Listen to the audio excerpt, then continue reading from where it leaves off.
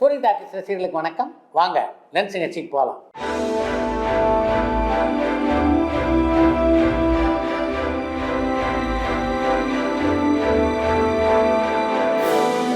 என்னம்மா முதல் கேள்வி?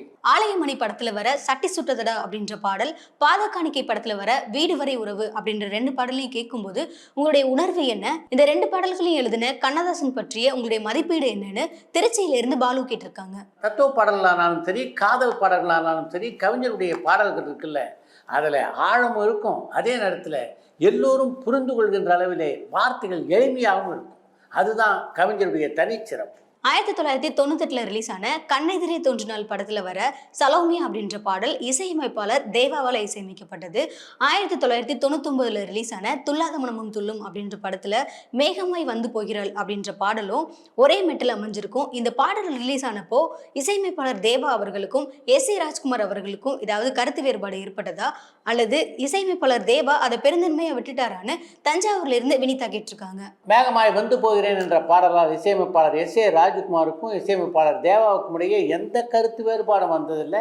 அந்த பாடல் நான் இசையமைத்த பாடலின் சாயலிலே அமைந்திருக்கிறது என்று தேவா ஒரு இடத்துல கூட பதிவு செய்ததில்லை. கிருஷ்ணன் பஞ்சு, வாசு பாரதி, ராபர்ட் ராஜசேகர் இந்த மாதிரி இரட்டை இயக்குநர்கள் இப்போ இருக்காங்களா, வேற எந்த மொழியிலாவது இரட்டை இயக்குநர்கள் இருக்காங்களான்னு சென்னையில இருந்து சந்தனகுமார் கேட்டிருக்காங்க. விக்ரம் வேதா படத்தை இயக்கிய புஷ்கர் காயத்ரி உட்பட தமிழ் சினிமாவிலே 4 இரட்டை இயக்குநர்கள் இருக்கிறார்கள். இசையமைப்பாளர்கள் சங்கர் மற்றும் கணேஷ், இவங்க ரெண்டு பேர்ல கணேஷ் கதாநாயகனா நடிச்சிருந்த ஒத்தையடி பாதையில நான் ஒன்னு நினைச்சேன், இந்த ரெண்டு படங்களும் வெற்றி படங்களா அமைஞ்சுதானே கடலாடியில இருந்து பாலசுப்ரமணியன் கேட்டிருக்காங்க. சங்கர் கணேஷ் இரட்டைகளில் கணேஷ் கதாநாயகனா நடித்த ஒத்தையடி பாதையிலே நான் ஒன்று நினைத்தேன் ஆகிய 2 திரைப்படங்களும் வெற்றி படங்களாக அமையல. அந்த 2 திரைப்படங்களும் வெற்றி படமாக அமைந்திருந்தால் தொடர்ந்து பல திரைப்படங்களிலே கதாநாயகன் நடிக்கக்கூடிய வாய்ப்பு கணேஷுக்கு கிடைத்திருக்கும். புறநானூறு படத்துக்கு சுதா கொங்காரா, தனுஷ் மற்றும் சிவகார்த்திகேயனுக்கு பதிலா சித்தார்த்தை ஏன் கன்சிடர் பண்ணக்கூடாதுன்னு மலேசியாவில இருந்து சேகர் கேட்டிருக்காங்க. புறநானூறு படத்தினுடைய கதைக்காக பல மாதங்கள் உழைச்சவங்க அந்த படத்தினுடைய இயக்குநர்களான சுதா கொங்காரா.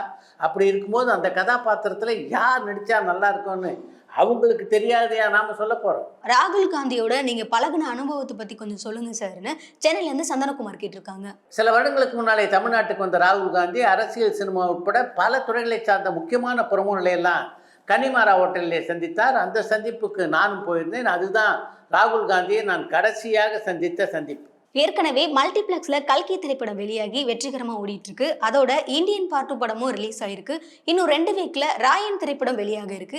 இந்த மாதிரி மக்கள் முன்னுரிமை தட்டுற எல்லா படங்களும் ரிலீஸ் ஆகிற டைம்ல பார்த்திபன் அவருடைய டீன்ஸ் படத்தை வெளியிட்டிருக்காரு. அதுக்கப்புறமா தியேட்டர் கிடைக்கல, மக்கள் ஆதரவு தரல அப்படின்னு குற்றம் சாட்டுவாரு.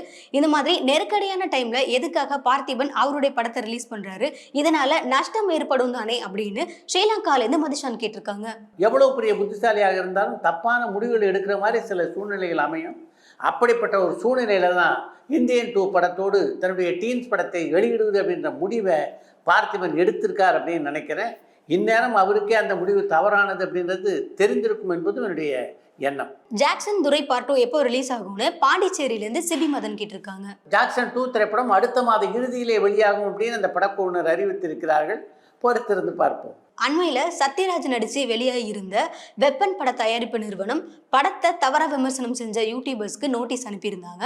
சில கோடி நஷ்ட ஈடா தரணும் அப்படின்னு சொல்லியிருந்தாங்க. இதை நீங்க எப்படி பாக்குறீங்க? நல்ல படங்களை விமர்சனம் மூலமா அழிக்க முடியுமா? இப்படி பிழையா விமர்சனம் செய்யற விமர்சகர்களுடைய யூடியூப்க்கு மக்கள் ஆதரவு தருவாங்களான்னு மலேசியாவில இருந்து சிவனி சரணாச்சலம் கேட்டிருக்காங்க. வெப்பன் திரைப்படத்தை பற்றி எதிர்மறையான விமர்சனம் எழுதியவரிடம் நட்டையீடு கேட்டு நோட்டீஸ் அனுப்புவது பரபரப்புக்கு வேண்டுமானால் உதவலாமே தவிர அது தவிர வேறு எந்த பலனும் அதனால் ஏற்படாது அப்படின்றது தான் என்னுடைய எண்ணம். தமிழ் சினிமா சரிவை நோக்கி போயிட்டு இருக்கு அப்படின்னு தெரிஞ்சுக்கிட்ட விஜய் புத்திசாலித்தனமா சினிமாவுக்கு முழுக்கு போட்டுட்டு முழு நேரமா அரசியலுக்கு போயிட்டாரு அப்படின்னு டாக்டர் கந்தராஜ் சொல்லியிருந்த குற்றச்சாட்டுக்கு உங்களுடைய விளக்கம் என்னன்னு மதுரையில இருந்து முரளி அனுக்கிரகம் கேட்டிருக்காங்க. பிரபலமானவர்களை பற்றி எல்லோருக்குமே ஒரு பார்வை இருக்கும். அப்படித்தான் தன்னுடைய பார்வையை பற்றி டாக்டர் காந்தராஜ் சொல்லியிருக்கார் அந்த பேட்டியில் அப்படின்னு நினைக்கிறேன். ஆனால் அவருடைய அந்த கருத்து இருக்கே, அது தவறான கருத்து அப்படின்றதான் என்னுடைய எண்ணம். படையப்பா திரைப்படம் 4 மணி நேரத்துக்கு மேல போனதா கேஎஸ் ரவிக்குமார் சொல்லியிருந்தாரு. அந்த படத்தை 2 பார்ட்டா அப்பவே ரிலீஸ் பண்ணியிருந்தாரு அப்படின்னா மிகப்பெரிய ட்ரெண்ட் செட்டர் ஆயிருக்கும். இத்தனைக்கும் ரஜினிகாந்துக்கு நிறைய கூட்டம் வரும். காட்ஃபாதர் மாதிரியான படங்கள் அப்பவே 2-3 பார்ட்டா ரிலீஸ் ஆயிருந்துச்சு. அப்படி பண்ணாம ஏன் அதை ட்ரிம் பண்ணிட்டாங்கன்னு பாண்டிச்சேரியில இருந்து பெருந்தமிழன் கேட்டிருக்காங்க. நீங்க சொல்ற மாதிரி மட்டும் படையப்பா திரைப்படத்தை கேஎஸ் ரவிக்குமார் கையாண்டிருந்தார் என்றால் இப்போ இந்தியன் 2 திரைப்படத்துக்கு என்ன நேர்ந்ததோ அதுதான் படையப்பாவுக்கும் ஏற்பட்டிருக்கும். நல்ல வேளை புத்திசாலித்தனமாக KS ரவிக்குமார் தப்பித்து விட்டார். சாதனை படத்துடைய ஒரு காட்சியில இசைஞானி இளையராஜா அவர்கள் கிட்ட சிவாஜி கணேசன் ஒரு சிச்சுவேஷன் சொல்லி அதுக்கு டியூன் கேட்டிருப்பாரு. இசைஞானி இளையராஜாவும் ஒரு டியூன் கொடுத்திருப்பாரு. உண்மையிலேயே இதே மாதிரி தான் இளையராஜா மற்ற இயக்குனர்களுக்கு டியூன் கொடுப்பாரா, மற்ற இசையமைப்பாளர்கள் எப்படி டியூன் கொடுப்பாங்கன்னு மதுரையில இருந்து அர்ஜுன் கேட்டிருக்காங்க. ஒரு பாட்டுக்கு இசையமைக்கிற பாணி இருக்கு, அது இப்போது பல மாற்றங்களை கண்டிருக்கிறது. ஆனால் MS விஸ்வநாதன், இளையராஜா ஆகியோர்கிட்ட ஒரு காட்சியை பற்றி சொன்னோம்னா போதும், சொன்ன அடுத்த நிமிடமே அவங்க ஒரு டியூனை போட்டு காட்டுவாங்க. அந்த டியூன் உங்களுக்கு பிடிக்கலையா, அடுத்த டியூன், அந்த டியூனும் பிடிக்கலையா, அதுக்கு அடுத்த டியூன். இப்படித்தான் அந்த காலகட்டத்திலே கம்போசிங் நடைபெற்று கொண்டிருந்தது. லியோ படத்துடைய சுமாரான வெற்றிக்கு முக்கியமான காரணம் லோகேஷ் கனகராஜ் ஒரு சேனலுக்கும் போய் ரொம்ப பில்டப் பண்ணி ஓவரா பேசினது தான் காரணம் அப்படின்றது என்னுடைய அபிப்பிராயம். கூலி திரைப்படத்துக்கும் இதை பண்ணாம இருப்பாரான்னு மதுரையில இருந்து முரளி அனுக்கிரகா கேட்டிருக்காங்க. ஒரு படத்தை பற்றி அதனுடைய படைப்பாளி திரும்ப திரும்ப பேசுவதாலேயே அந்த படம் தோல்வியாடும் அப்படின்ற உங்களுடைய சென்டிமெண்ட்ல எனக்கு ஒரு துளி கூட நம்பிக்கை இல்லை. சினிமா திஸ் வீக் நிகழ்ச்சி 2 வாரமா இடம்பெறாதது ஏன்னு பண்ருட்டியில இருந்து கலியமூர்த்தி கேட்டிருக்காங்க. கடந்த 2 வாரங்களாக சினிமா திஸ் வீக் நிகழ்ச்சி இடம்பெறாததுக்கு முக்கியமான காரணம் தனஞ்சயன் ஊரில் இல்லாதான். அவர் மாறி மாறி பல ஊர்களுக்கு பறந்து கொண்டிருக்கிறார். அதனால தான் அவராலையும் அந்த நிகழ்ச்சியிலே பங்கேற்க முடியவில்லை. விஜய், அஜித் 2 பேரும் சேர்ந்து 2026 தேர்தலை சந்திக்க வாய்ப்பு இருக்கான்னு தஞ்சாவூர்ல இருந்து தமிழ்ச்செல்வி கேட்டிருக்காங்க. இந்த கேள்வியை கேட்டிருக்கின்ற உங்களுக்கு அந்த நம்பிக்கை இருக்கா அப்படின்றத முதல்ல சொல்லுங்க. ஹிட்லிஸ்ட் திரைப்படம் KS ரவிக்குமாருக்கு வெற்றிகரமான படமா அமைஞ்சுதான்னு திருநெல்வேலியிலிருந்து சரவணகுமார் கேட்டிருக்காங்க. ஹிட்லிஸ்ட் திரைப்படம் அந்த படத்தை தயாரித்த இயக்குனரான KS ரவிக்குமாருக்கு லாபகரமாக அமையவில்லை.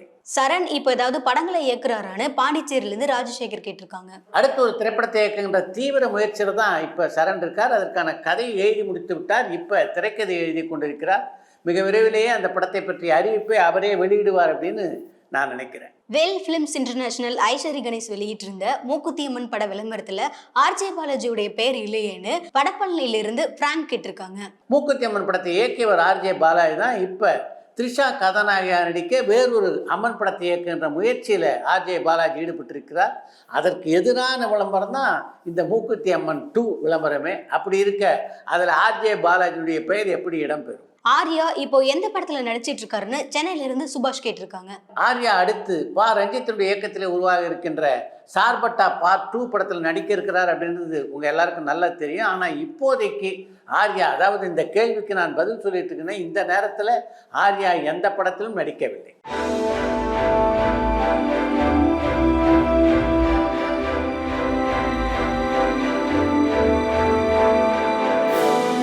சமீபத்துல காதல் திரைப்படத்துல மம்முட்டி நடிச்சிருந்த கதாபாத்திரத்துல தமிழ்ல வேற யாராவது ஒரு முன்னணி கதாநாயகர் நடிச்சிருந்தா அவரையோ அவருடைய கதாபாத்திரத்தையோ ட்ரோல் செய்யாம அப்படியே ஏத்துக்கிற பக்குவம் இப்போ இங்க இருக்கான்னு பாண்டிச்சேரியில இருந்து பெருந்தமிழன் கேட்டிருக்காங்க. காதல் திரைப்படத்தில் மம்முட்டி ஏற்ற கதாபாத்திரத்திலே இங்கே உள்ள முன்னணி நடிகர்கள் நடித்தார்கள் என்றால் அதை ட்ரோல் செய்யாமல் ஏற்றுக்கொள்ளக்கூடிய எல்லா பக்கமும் நம்முடைய ரசிகர்களுக்கு இருப்பதாகத்தான் நான் நினைக்கிறேன். ஆனால் அப்படிப்பட்ட ஒரு கதாபாத்திரத்தை ஏற்று நடிக்கக்கூடிய ஒரு துணிச்சல் இன்றைய முன்னணி கதாநாயகர்களில் எத்தனை பேருக்கு இருக்கிறது என்பது மிகப்பெரிய கேள்வி. அடுத்து இன்று ஒரு தகவல். ஒரு காலகட்டத்திலே கலைஞரையும் புரட்சித் தலைவர் எம்ஜிஆரையும் பிரித்து வைத்து காலம் வேடிக்கையை பார்த்தது என்றாலும் ஆரம்ப காலத்திலே அவர் எந்த அளவுக்கு நெருக்கமான நண்பர்களாக இருந்தார்கள் என்பது எல்லோரும் அறிந்த விஷயம். ஆரம்பத்தில் காங்கிரஸ்காரராக இருந்தவர் தான் புரட்சித் தலைவர் எம்ஜிஆர். அப்போது சுயமரியாதை இயக்கத்திலே இருந்தவர் கலைஞர். எப்படியாவது காங்கிரஸ் கட்சிக்குள்ளே கலைஞரை அழைத்து வந்துவிட வேண்டும் என்று போராடியவர் தான் எம்ஜிஆர். ஆனால் முடிவிலே என்ன நடந்ததுன்னா, எம்ஜிஆர் பக்கம் கலைஞர் வரவில்லை, கலைஞரின் பக்கம் எம்ஜிஆர் போய் சேர்ந்தார். அந்த அளவுக்கு அவர்கள் நட்பு மிக நெருக்கமாக ஆரம்பத்தில் இருந்தது. தனக்கென ஒரு கொள்கை, தனக்கென ஒரு பிடிப்பு என்ற பற்றோடும் பிடிப்போடும் வாழ்க்கையை நடத்தியவர் கலைஞர் என்று பலமுறை எம்ஜிஆர் கலைஞரை பாராட்டி இருக்கிறார். அதற்கு பின்னாலே ஒரு காலகட்டத்திலே அவர்களுக்கிடையே மிகப்பெரிய கருத்து வேறுபாடுகள் ஏற்பட்டன என்றாலும் அவருடைய நட்பு மட்டும் எந்த அளவுக்கு உயிர்ப்போடு இருந்தது என்பதற்கு முக்கியமான உதாரணம்னா அது 1984ஆம் ஆண்டு புரட்சித் தலைவர் எம்ஜிஆர் உடல் நலம் இல்லாமல் மருத்துவமனையில் சேர்க்கப்பட்ட போது அவர் மீண்டு வர வேண்டும் என்பதற்காக துடிதுடிப்போடு கலைஞர் எழுதிய கட்டுரை. எம்ஜிஆர் மருத்துவமனையில் அனுமதிக்கப்பட்டிருந்த அந்த நேரத்தில் மன ரீதியாக கலைஞர் எந்த அளவு பாதிக்கப்பட்டிருந்தார் என்பதை நெஞ்சுக்கு நீதி 3ஆம் பாகத்திலே விளக்கமாக குறிப்பிட்டிருக்கிறார் கலைஞர். எம்ஜிஆரின் உடல்நிலையை பற்றி தொடர்ந்து வந்த செய்திகள் என்னை தனிப்பட்ட முறையில் மிகவும் பாதித்தன. 1972ஆம் ஆண்டு திமுக கழகத்திலிருந்து பிரிந்து சென்று புது கட்சி ஆரம்பித்து தேர்தலில் திமுக கழகத்தை தோல்வியடையச் செய்த நிகழ்ச்சிகள் எல்லாம் மறைந்து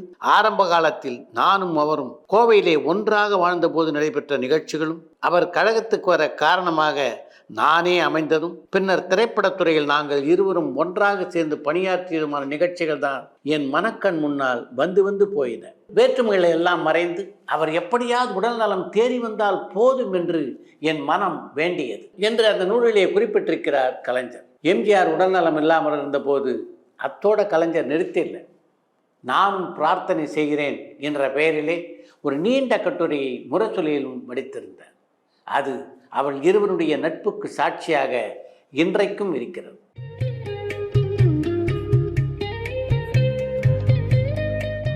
இத்துடன் இன்றைய லென்ஸ் நிகழ்ச்சி நிறைய பெறுகிறது. மீண்டும் அடுத்த லென்ஸ் நிகழ்ச்சியிலே சந்திப்போம். பரபரப்பான சினிமா செய்திகள், நட்சத்திரங்களின் பேட்டிகள், சினிமா வரலாறு ஆகியவற்றை பார்க்கவும் படிக்கவும் உங்களுக்கான இணையதளம் tourantalkies.co.